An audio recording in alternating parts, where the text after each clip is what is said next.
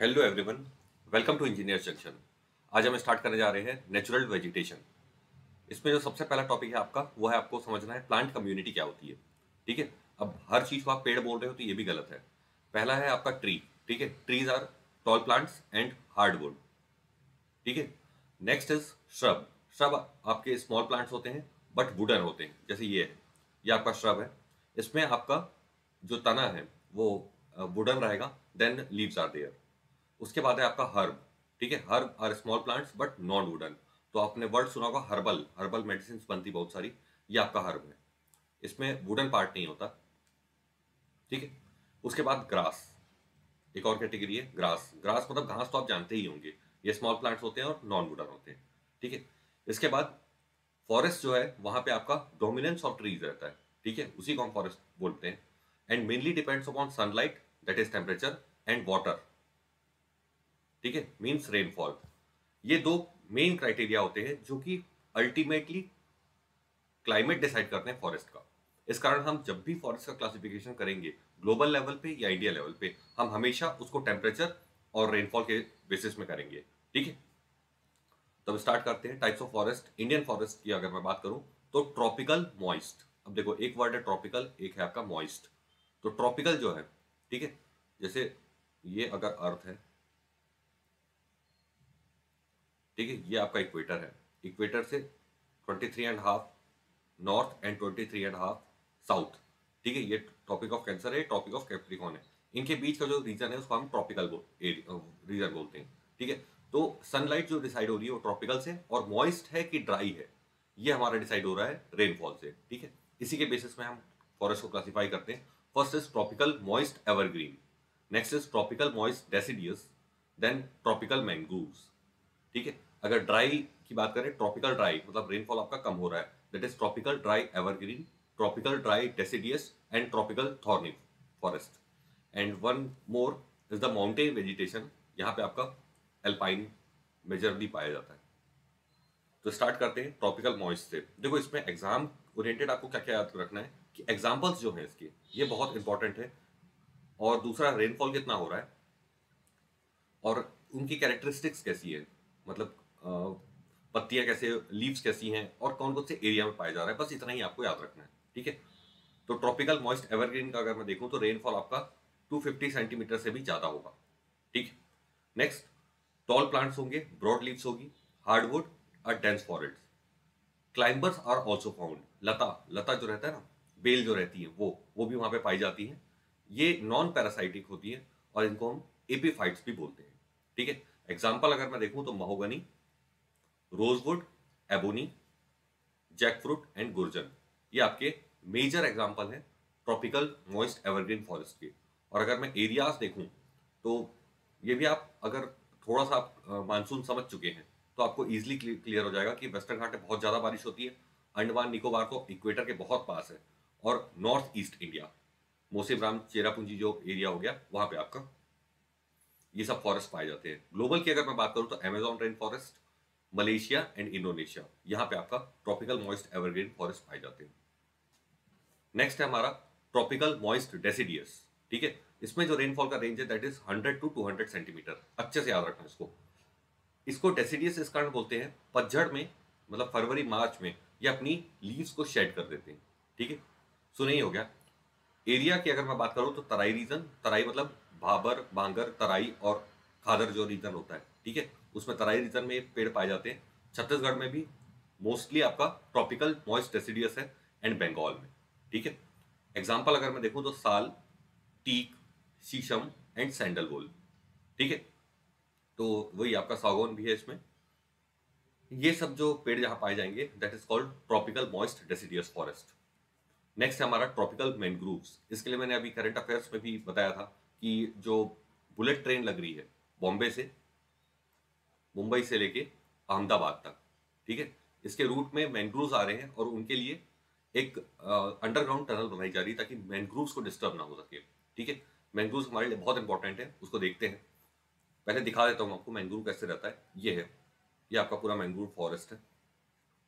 तो इसकी जो रूट्स है, ठीक है, रूट देखो, फाइनली उसको जो फिजिकल सपोर्ट चाहिए, मैकेनिकल सपोर्ट जो चाहिए वो अपना जमीन से ही लेता है। बट इसकी रूट्स ऊपर उठी हुई रहती है, क्योंकि वाटर जो है बहुत ज़्यादा सलाइन रहता है। इस कारण जो वाटर की सैलिनिटी को कम करने के लिए, मतलब एब्जॉर्ब जब करेगा वाटर, उसको कम करने के लिए रूट्स ऊपर उठी रहती हैं इसकी। ये खास प्रॉपर्टी है मैंग्रोव्स की, ठीक है। तो mangroves are group of trees and shrubs that grow in tropical and sub tropical areas. बिल्कुल याद रखना इन चीजों को, ठीक है। Tropical and sub tropical areas as well as brackish water and intertidal zones, यहाँ यहाँ ये निकलते हैं, ठीक है।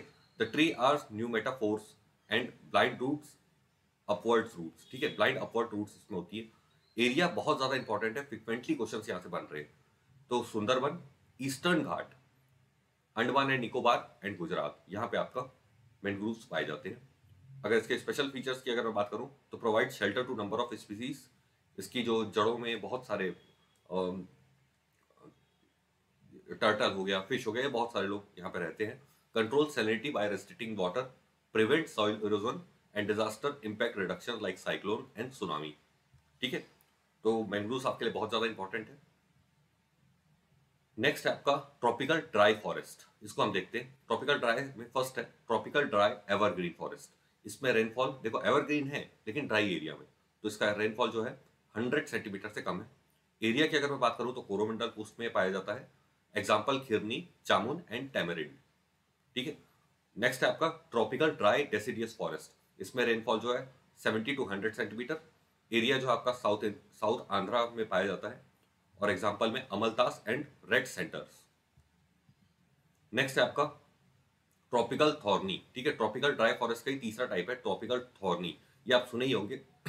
Rainfall less than 70 centimetre. Rajasthan, Maharashtra, Karnataka, Telangana, Andhra and Tamil Nadu में पाया जाता है। और कैक्टस तो जानते ही होंगे, ठीक है। ट्रॉपिकल थॉर्नी में आप अच्छा बेस्ट एग्जांपल है आपका कैक्टस, ठीक है। और बाकी जो एग्जांपल है खिजरी, डेट पाम, कीकर, बबूल एंड बेर, ये सब आपके ट्रॉपिकल थॉर्नी फॉरेस्ट के टाइप हैं। तो इसमें भी आप जानते हैं कि एडेप्टेशन होता है, इसकी जो लीव्स है वो कांटों में बदल जाती है ताकि वाटर का इवेपोरेशन कम हो। दूसरा, इसमें आपके जो तना होता है, ठीक है, स्टेम जो होता है उसमें बहुत ज्यादा पानी स्टोर होता है। नेक्स्ट है हमारा माउंटेन वेजिटेशन। इसमें हम रेंज वाइज देखें तो ये एक पहाड़ है पूरा, कहीं पे भी आप ले लो, मतलब मैं सिर्फ हिमालय की बात नहीं कर रहा हूँ। अगर आप नीलगिरी साइड जाओगे या माउंट आबू साइड जाओगे, कहीं पर भी आप ले रहे हो तो उसमें इस टाइप का वेजिटेशन पाया जाता है। और विद हाइट के बढ़ने के साथ, ठीक है, जैसे जैसे हाइट बढ़ेगी वैसे वैसे आपका वेजिटेशन कम होता जाएगा। तो सबसे नीचे मतलब 1 किलोमीटर के भी नीचे आपका ट्रॉपिकल फॉर्म में ही पाया जाएगा, जैसे लोअर शिवालिक में पाया जाता है साल और टीक, ठीक है। उसके बाद 1 to 2 kilometre upper Shivalik region में जैसा पाया जाता है दैट इज चीर। उसके ऊपर टेम्परेट कोनिफिरस ट्रीज पाए जाते हैं, ठीक है। जैसे क्रिसमस ट्री होता है ना, कोन के शेप में, ऐसा कोन के शेप में आपका ट्री होता है जिसको कोनिफेरस बोलते हैं। तो इसका एग्जांपल पाइन, फिर, स्प्रूस एंड ओक, ठीक है। और उसके ऊपर 3 किलोमीटर के ऊपर भी अगर आप देखेंगे तो जूनिपर और रोडोडेंड्रॉन, ये वाले ट्री आपको पाए जाते हैं। तो एग्जांपल्स आपको अच्छे से याद रखने हैं कहाँ पे कौन से पाए जा रहे हैं और हाइट के साथ। नेक्स्ट हम इंपॉर्टेंट फैक्ट्स देखते हैं जो कि फ्रिक्वेंटली आता ही है एग्जाम में। इंडिया का टोटल टोटल जो फॉरेस्ट कवर है वो है 24.62%, ठीक है। इंडियन फॉरेस्ट रिपोर्ट आती है, ये लेटेस्ट आई है 2019 में, और उसके अकॉर्डिंग 24.62% इंडिया का फॉरेस्ट है। फॉरेस्ट के अगर मैं क्लासिफाई करूं तो वेरी डेंस फॉरेस्ट को हम बोलेंगे जिसका per hectare density greater than 70% होगी, मॉडरेट में 40 to 70, ओपन में 10 to 40, श्रब में less than 10 and tree cover जिसको मैं बोलूंगा लेस देन 1%, ठीक है। स्टेट वाइज अगर मैं बात करूं तो सबसे ज्यादा जो टोटल फॉरेस्ट है एरिया वाइज सबसे ज्यादा वो एमपी में है, देन अरुणाचल प्रदेश, देन छत्तीसगढ़। अगर परसेंटेज वाइज बात करें तो लक्षद्वीप लगभग 90% है, then Mizoram 86%, then Andaman and Nicobar, ठीक है। अब ये इंपॉर्टेंट है, इंपॉर्टेंट फॉरेस्ट लॉज, कम से कम आप इसका अगर आप एई का पेपर दे रहे हैं, ठीक है, या फिर सीजीपीएससी की तैयारी कर रहे हैं तो आपको उतना डिटेल में नहीं जाना है, बट आपको ईयर पता होना चाहिए कौन सा कब एक्ट आया था। तो इंडियन फॉरेस्ट एक्ट 1927 में आया। इसमें एक लीगल फ्रेमवर्क बनाया गया फॉरेस्ट के लिए, collection, transportation and sale of forest produce, ठीक है। और इसमें स्टेट गवर्नमेंट को भी एम्पावर किया गया कि वो अपने हिसाब से सर्टेन एरिया को रिजर्व्ड, प्रोटेक्टेड और विलेज फॉरेस्ट में डिक्लेयर कर सकती है, ठीक है। ये अंग्रेजों का बनाया हुआ एक्ट है आपका। Then wildlife protection act 1972, इसमें प्रोटेक्शन प्रोवाइड किया गया एनिमल, बर्ड और प्लांट्स को for hunting, poaching and trade in wildlife. Then forest conservation act 1980, इसके हिसाब से नॉन फॉरेस्ट्री प्रोड्यूस जो थे, माइनिंग, इंडस्ट्री, इंफ्रास्ट्रक्चर डेवलपमेंट, इन सब का डाइवर्जन किया गया फॉरेस्ट लैंड के लिए। देन नेशनल फॉरेस्ट पॉलिसी, ये जो आई है ये बहुत इंपॉर्टेंट, इसको याद रखिएगा, 1988 में आई है। तो इस पे भी ecological stability of Indian forest को मेंटेन करने के लिए बनाया गया था इसको। Then schedule tribe and other traditional forest developers act 2006, ठीक है, इसमें आपको फॉरेस्ट ड्वेलिंग कम्युनिटीज जो है उनको राइट्स प्रोवाइड किए गए। And one is the compensatory afforestation fund act, ठीक है, इसको कंपा एक्ट बोलते हैं,